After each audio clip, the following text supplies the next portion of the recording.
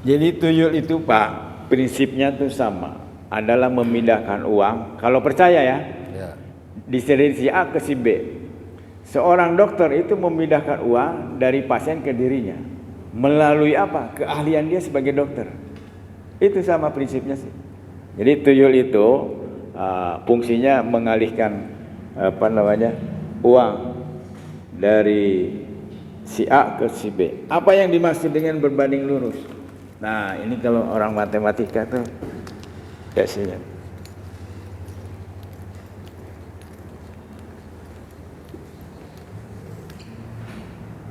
Ini usaha. Ini hasil.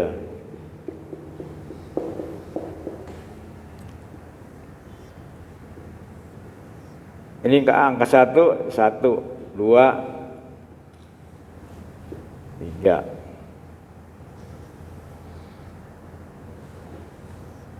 Tiga Pak. Nah ini namanya berbanding lurus nih.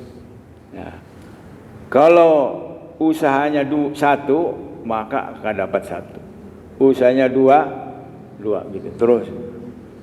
Artinya semakin usaha itu bagus, maka hasilnya akan semakin bagus. Itu yang dimaksud dengan berbanding lurus. Nah, usahanya itu di dalam Islam itu harus melibatkan Allah. Apa yang dimaksud dengan melibatkan Allah? Pertama itu kewajiban dulu. Kemudian yang kedua, sunah-sunah utama, ya, puasa Daud, tahajud. Nah, kemudian yang kedua, melibatkan teknologi termutakhir. Ini Pak maksudnya. Nah, di Makarim itu dapat keuntungan dari Gojek dengan hanya sahamnya 4%, dia mendapatkan untung 1,4 triliun. Nah, di Makarim. Sementara yang tidak menggunakan teknologinya gitu ya, otaknya, itu yang supir-supir Grab itu hanya dapat berapa. Ini bedanya orang yang menggunakan teknologi yang turun. Nah, di Makarim itu sekolahnya di 5 negara Pak. Indonesia, Australia, Singapura, Inggris, Amerika. Dan dia itu lulusan Harvard University, sekolah terbaik di dunia, nomor 1. Ini Pak ya.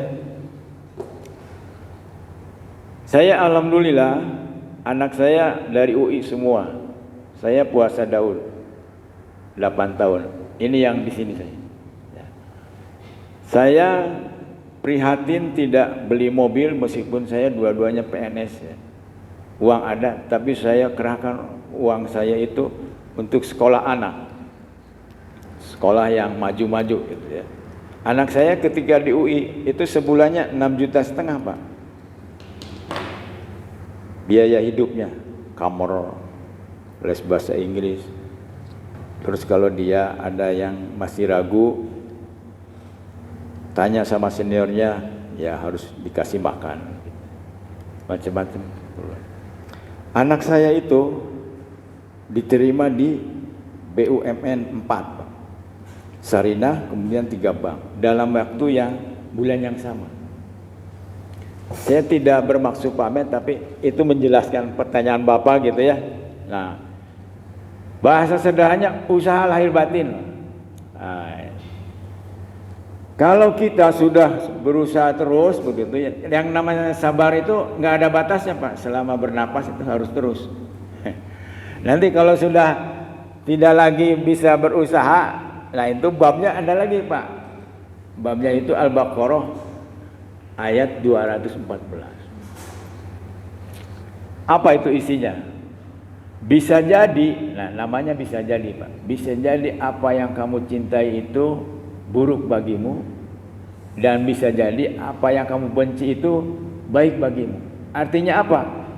Ketika kita usahanya sudah begitu hebat ya, ya kita baru tawakal tuh. Karena kalau usahanya tidak ada peluang lagi. Contoh ya, SBY itu pengen banget itu jadi jenderal penuh ketika aktifnya Pak.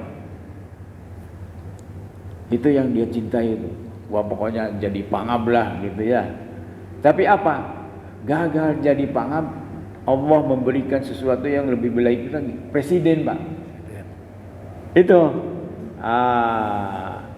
Jadi nanti kalau Bapak tadi pertanyaannya udah berusaha semuanya. Kalau memang peluang usahanya tidak ada lagi, itu Al-Baqarah 214 ya. Bisa jadi yang kamu benci itu baik bagimu, dan sebaliknya bisa jadi yang kamu cintai itu buruk bagimu. Itulah banyak Pak. Itu yang namanya SBY itu Sutioso itu atasannya Pak. Iya. Wiranto atasannya. Tapi ketika Wiranto itu sampai jenderal penuh, pangap, menangkap, tapi dikalahkan oleh SBY anak buahnya. Akhir itu mencalonkan ketua DPRD Jakarta, kalah Pak, karena berkhianat 3 orang. Tapi dia jadi gubernur 10 tahun Jawa Barat. Gubernur itu lebih hebat, gitu Pak.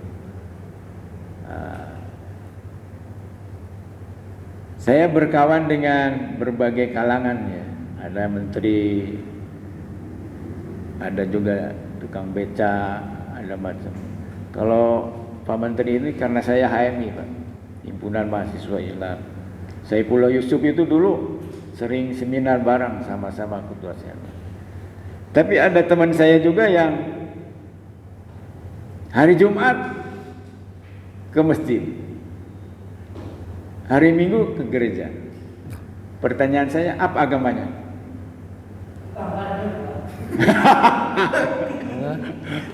Apal Bapak. Cuma pertanyaannya kudu dijawab bola eta. Saya kan nanyanya agama dulu. Kalau nanti setelah saya agama, pekerjaannya apa? Baru tuh tukang pasri keluar. Apal Pak. Gitu Pak ya. Oke, terima kasih pertanyaannya. Ada lagi Ibu? Ada pertanyaan? Ya, mangga.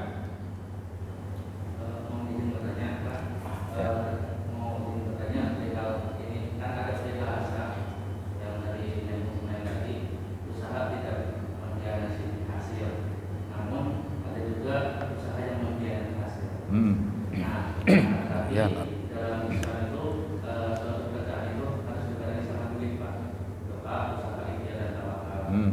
Dan selain itu ada juga pembahasan perihal kehidupanmu itu dilihat dari sholatmu. Nah, gimana caranya agar kita usahanya bisa membuahkan hasil yang pakai mic Pak. Ada di belakang mic. Dulang. Ya, pertanyaannya masih itu, mengkhianati hasil usaha.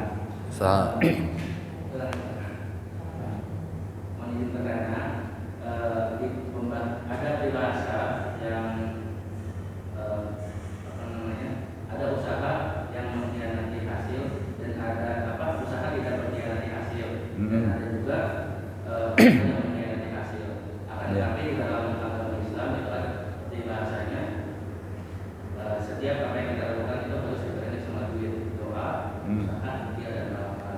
Dan di pembahasan yang lain itu ada yang menyebutkan seperti ini, kehidupanmu dilihat dari sholatmu. Nah, Kehidupanmu dilihat dari sholatmu. sholatmu.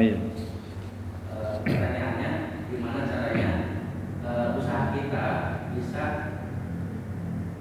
tidak mengkhianati hasil, tapi sesuai dengan apa yang kita inginkan. Jadi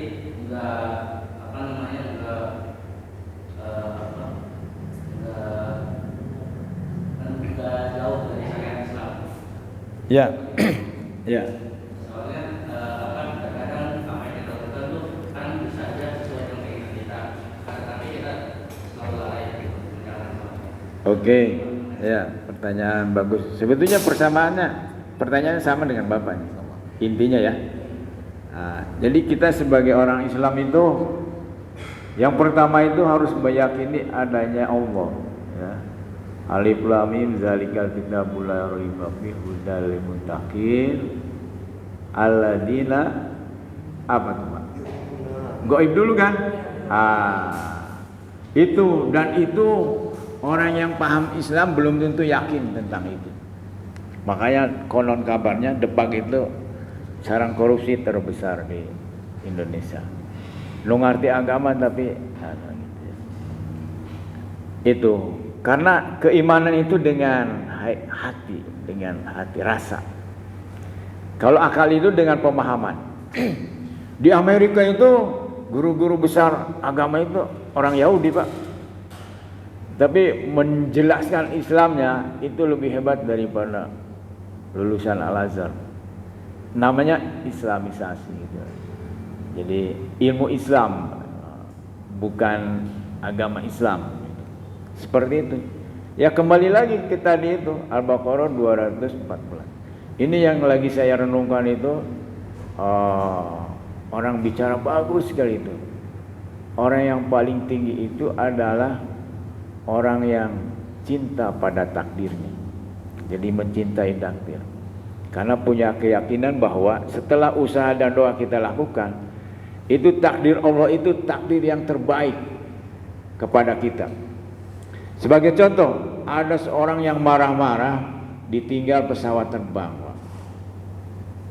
Karena menurut jamnya dia tepat waktu, tapi ditinggalin. Lalu 1 jam kemudian pesawatnya itu jatuh semua.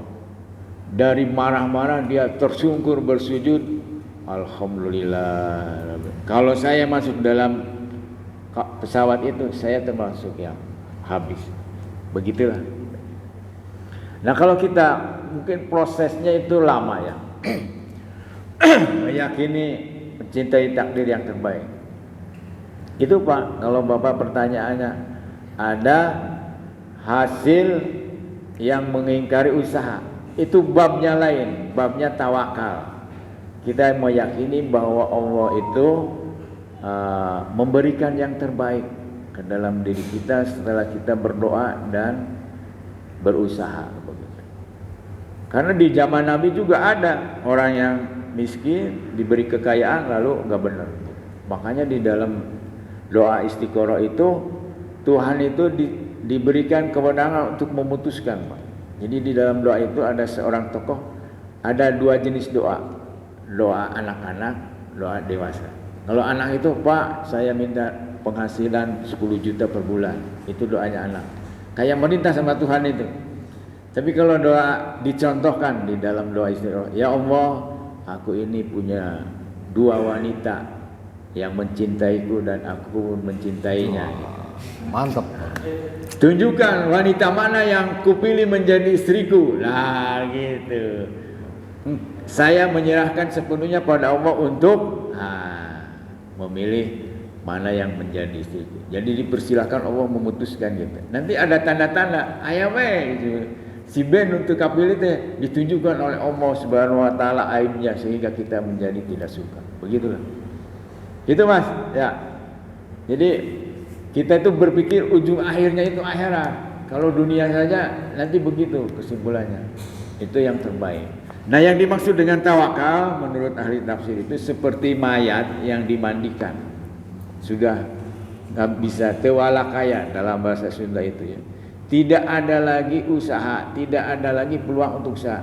Contohnya, orang pengen jadi polisi tapi umurnya sudah lewat, nggak bisa itu mutlak. Nah itu, sekarang jadi PNS tuh.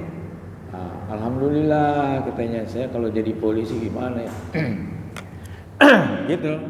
Jadi kita harus meyakini bahwa setelah usaha dan doa kita lakukan, Allah memberikan yang terbaik pada diri kita.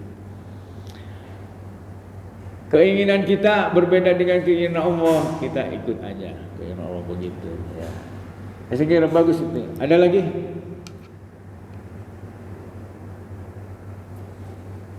Pak, anak cinta korban. Bapak kemarin tanya ya tentang materi. Jadi materi saya itu yang pokoknya adalah PDF dalam bentuk PDF ya. Itu judulnya itu Pak, Islam dan Ilmu Pengetahuan. Yang ada tuh berapa tuh? 201 halaman. Nah itu yang kedua tentang ciri-ciri ilmu. Itu dalam bentuk video. Begitu Pak. Bapak kan tanya, iya loba teuing banyak pisan gini mana? Nah, yang utama itu. Nah, 2 itu. Nanti teman-teman baca aja. Nanti kalau bilang presentasi terus baca nanti, tapi ada tekniknya supaya di dalam videonya itu tidak kelihatan baca. Itu sudah dicontoh itu. Yang kuliahnya hari Selasa tuh. Bapak sudah lihat belum? Jadi misalnya saya yang ngomong tuh, ibu yang baca. Nah itu seolah-olah saya yang bicara tidak baca gitu. Nah, nanti dipraktek aja supaya paham. Ada lagi pertanyaan?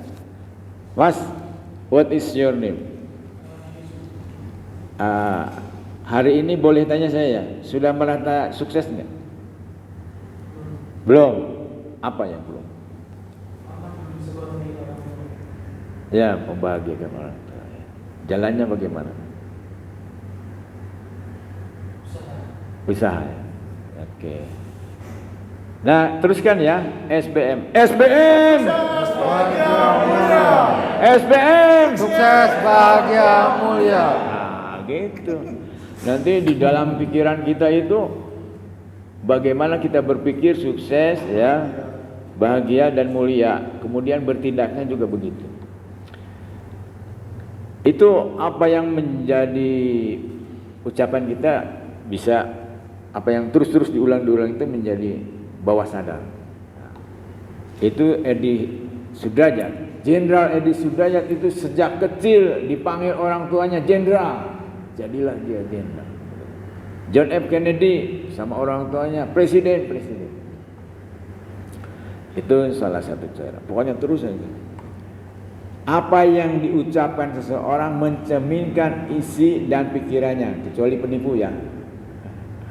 Kemudian apa yang diulang-ulang diucapkan oleh manusia maka akan menjadi pola pikir dan pola tindakan. Gitu. Makanya di dalam hidup itu 2 hukum kehidupan. 1 hukum pikiran, 2 hukum kebiasaan. Tapi tadi saya sukses sudah ya, bahagia sudah ya. Mulia. Nah, mulia itu inna akramakum indallahi atqakum. Surat ke-49 ayat 13. Sesungguhnya yang paling mulia di sisi Allah adalah orang yang paling takwa. Takwa itu banyak cirinya, di antaranya itu Ali Imran, 134. Wasari'u ila magfiratin min rabbikum wa jannatin arduhas samawati wal ardh uiddat lil muttaqin. Alladzina yunfikuna fis sarai wad dharai wal kadhimina al ghaidha wal 'afina 'anil nas wallahu yuhibbul muhsinin. Ayo masuk aja. Satunya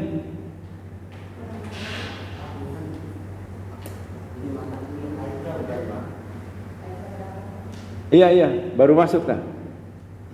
Semester 5. Mulai dari 7.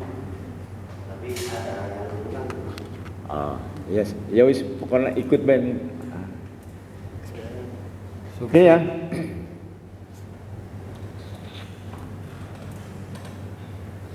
Itu mulia ya. Jadi orang yang takwa itu menurut Ali Imran 134 yang pertama ya infak dalam keadaan kaya maupun dalam keadaan kere. Yang kedua mengendalikan amarah. Jadi marah itu boleh tapi dikendalikan.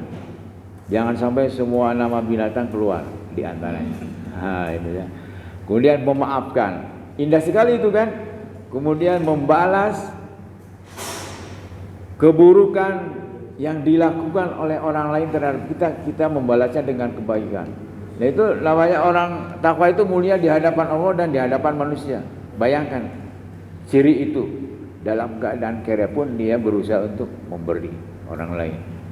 Jadi kalau infak itu bentuknya harta, kalau sedekah itu bisa pikiran, tenaga. Itu ya. Itu sudah tuh. Nah, bagaimana ciri takwa itu menjadi perilaku kita? Nah, itu adalah rumusnya tuh.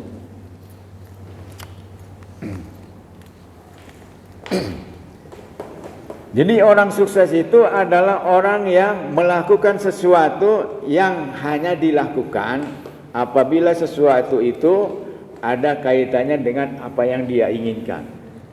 Itu ya. Jadi 80% namanya fokus ya. Jadi di dalam hidup itu ada dua hukum kehidupan. Satu hukum pikiran, dua hukum kebiasaan. Pikiran dulu nih.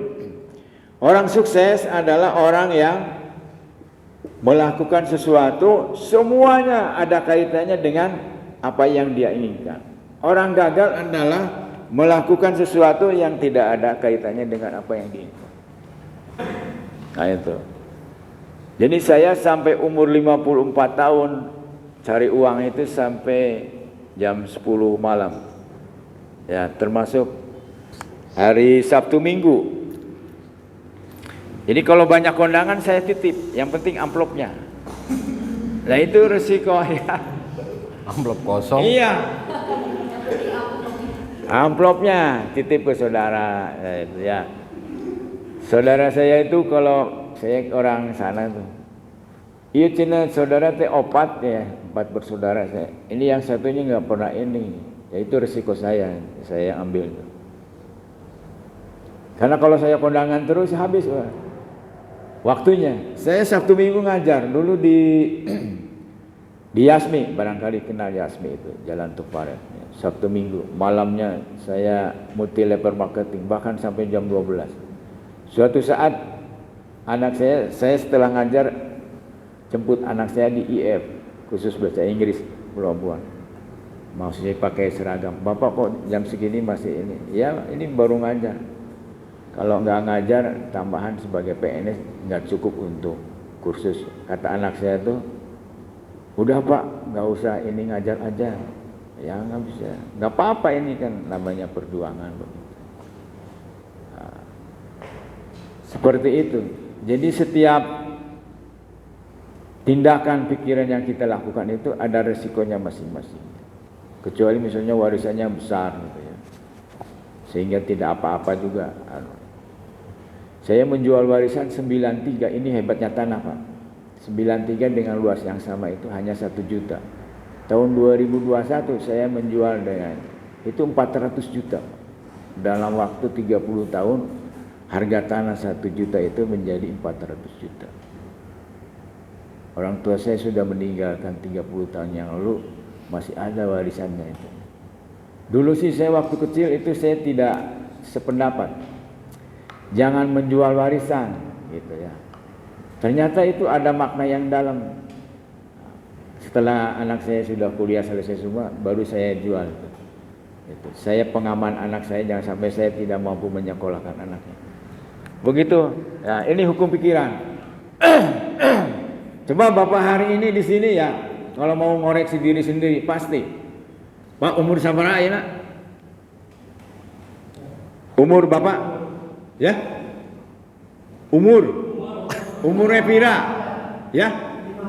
54. Ayeuna semester? Nah, ya punten Pak, harusnya umur di sini tuh umurnya 19, 20. Soalnya tadinya orang yang nggak mampu Pak. Iya nggak apa-apa. Kita tidak, tapi sebagai data aja. Maksudnya pelajaran bagi bapak mendidik anak itu jangan seperti bapaknya, gitu. Gus kolot karek kuliah.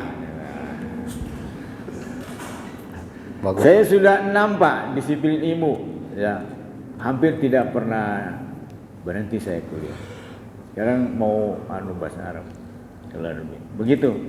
Jadi apapun ini, hukum kehidupan itu 2. Hukum pikiran, kalau kita mau sukses itu melakukan sesuatu yang ada kaitannya dengan apa yang kita inginkan. Cita-cita itu Pak. Banyak orang yang melakukan sesuatu tidak ada kaitannya dengan apanya. Itulah. Itu namanya fokus. Fokus itu bagusnya 80%. Nah ini. Kemudian yang kedua, hukum kebiasaan. Apa maksudnya? Hari ini saya di sini, Bapak Ibu di situ, itu adalah akumulasi penjumlahan dari apa yang menjadi kebiasaan. Oleh karena itu, ketika kita ingin merubah nasib kita, maka rubahlah kebiasaan kita. Ini. Kebiasaan itu terbangun di dalam diri seorang itu irisan 3, Pak. Nah, ini yang namanya irisan loh. Ini kebiasaan. Tahu, mau, mampu. Ini dari bukunya Seven Habits ya, buku internasional berdasarkan penelitian 15 tahun, Pak. Orang barat mah hebat-hebat. Kita akan punya kebiasaan apabila yang pertama itu tahu. Tahu itu menjawab apa yang dilakukan dan mengapa itu dilakukan. Misalnya Bapak kuliah, Ibu ya. Nah, kemudian mau. Mau itu adalah apa yang mendorong Bapak bisa duduk di sini. Tengah goler bae di imah. Enak, hari Sabtu libur. Kemudian mampu. Nah, mampu itu adalah kita harus berlatih. Berlatih Bapak biasanya misalnya tidur hari Sabtu ya berangkat. Ini. Kebiasaan adalah irisan. Ini namanya irisan tuh di sini, Pak. Dia tahu, dia mampu, ya mampu dan tahu. Ini dari Stephen Covey. Tahu, mampu dan mau. Saya ulangi, tahu untuk menjawab sesuatu itu apa yang dilakukan dan mengapa itu dilakukan. Kemudian mau, kita harus punya motivasi yang kuat untuk supaya langgeng melakukan sesuatu. Dan kemudian mampu itu supaya tahu apa yang harus dilatih di dalam diri saya. Jadi, nah, yang pertama gagasan, ide, pikiran dan sebagainya. Gagasan tidak boleh berhenti pada itu, namanya ngalamun. Kalau gagasan saja, harus pada tindakan. Nah, tindakan yang berulang-ulang dalam waktu yang lama menjadi kebiasaan. Kebiasaan terus ya dilakukan, itu akan merubah karakter. Nah, karakter inilah yang akan merubah nasib.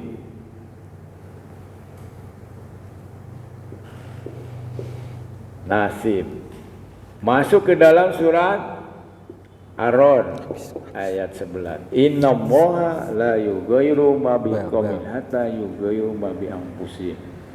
Ini yang menjadi semangat orang Korea Selatan. Sesungguhnya Allah akan merubah nasib suatu kaum atau diri seseorang kalau dirinya sendiri yang merubahnya. Ini ceritanya Presiden Korea Selatan tuh berkunjung ke Indonesia, terus masuk ke Baitur Rahim, masjid di Aceh. Ayat tulisan itu bahasa Arab, itu ngerti. Terjemahkan, itu menjadi suatu semangat Korea Selatan.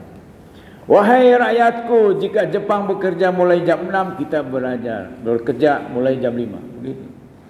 Kalau orang Jepang bekerja 5 jam, kita 6 jam. Pokoknya lebihkan 1 jam. Bahkan sekarang RRC, Pak, ini sudah ekonominya sudah hampir sama dengan Amerika. Ada yang tahu RRC itu? Nah, rumus 996, ada yang tahu? Ini yang menyampaikan Renal Kasali. Republik Rakyat Cina menetapkan, ya, negaranya menetapkan rumus 996. Apa maksudnya?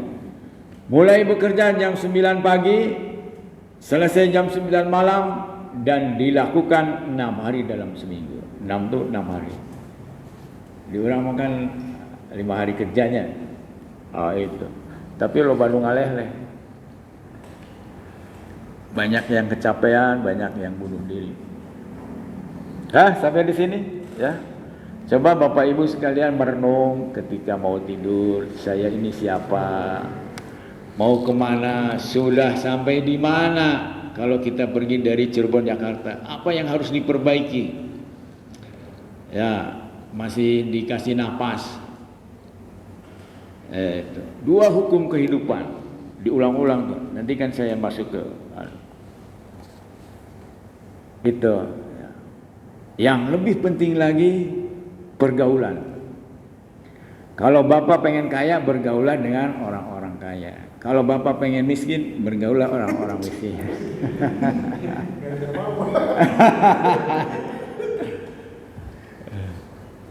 Ini kisah nyata ya. Konon kabarnya Al-Quran itu isinya 2/3 adalah cerita. Karena orang lebih tertarik pada cerita. Ya.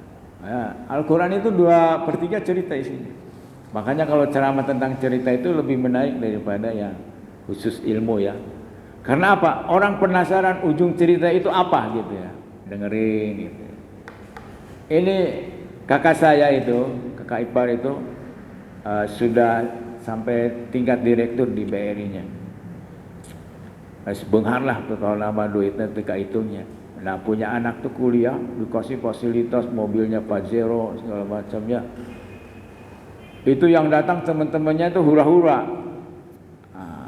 Lalu suatu saat masih zaman dulu di bawah pintunya itu ada surat dari kampus anaknya. Nilainya CD. Nah si bapak itu tengah ulang, ya Allah ini anak saya begini.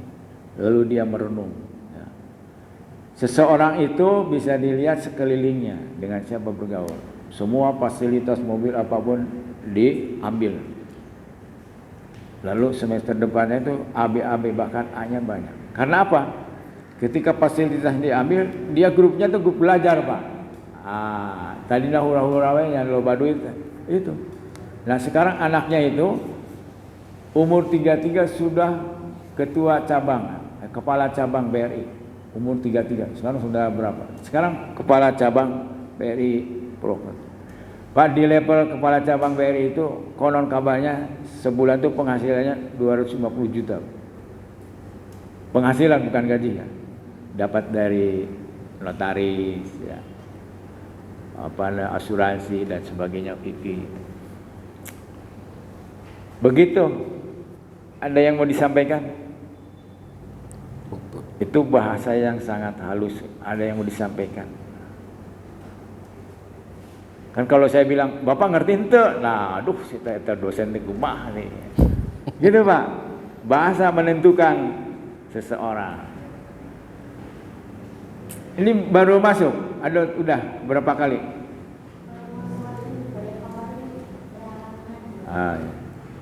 Ya banyak sekali hari ini yang izin. Gitu Bapak Ibu sekalian. Ini sekalewat jam saya. Saya padahal sudah nyetel itu apa namanya alarm tuh nggak bunyi. Nah itu Pak, alarmnya Pak datang. Siapa namanya Mas? Ade. Jadi mohon maaf kami semuanya datang mendahului. Wassalamualaikum warahmatullahi wabarakatuh. Waalaikumsalam warahmatullahi wabarakatuh. Sukses, bahagia, mulia. Iya Pak, itu kabur ta. Ya pokoknya nanti ada. Jadi maksudnya saya memfamiliarkan kita untuk menyentuh Quran itu.